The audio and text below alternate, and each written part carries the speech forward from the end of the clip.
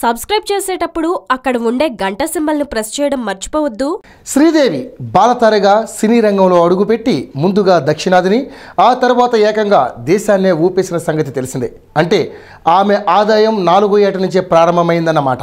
దాదాపు 4 దశాబ్దాల పాటు ఆమె భారతీయ సినీ రంగంలో తనదైన ముద్ర వేసుకుంది. దాదాపు 300 సినిమాలు పైగా నటించింది. ఈ లెక్కలని చూస్తే ఆమె ఆస్తిపాస్తులు 100 కోట్ల ఉంటాయని అంచనా వేయడం సహజమే. అయితే ఆ అంచనాలన్నీ తప్పే. ఎందుకంటే ఆమె చిన్నతనం నుంచి సంపాదించిన వాటిని సరిగ్గా నిర్వహించలేకపోయారు. సినీ రంగంలో ఎక్కువగా బ్లాక్ మనీ ఉంటుందన్న సంగతి తెలిసిందే. మొదటి నుంచి ఆమె ఆస్తి వివరాలు చూసుకున్న తండ్రి ఆ సొమ్మును ఇన్కమ్ ట్యాక్స్లకు భయపడి స్నేహితుల వద్ద, బంధువుల వద్ద బినామీగా ఉంచారు. అయితే వారంతా ఆయన్ని మోసం చేశారు.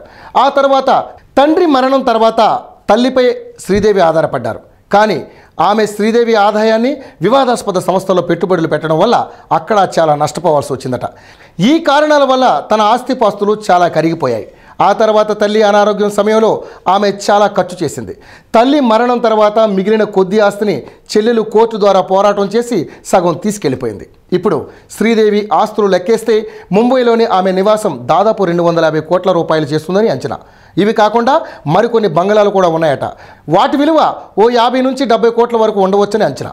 ఇవి కాకుండా చరాస్తులు ఓ 20 కోట్ల వరకు ఉండవచ్చని అంచనా. మొత్తం మీద శ్రీదేవి ఆస్తులు 300 కోట్ల నుంచి 350 కోట్లు ఉండొచ్చని సన్నిహితులు చెబుతున్నారు.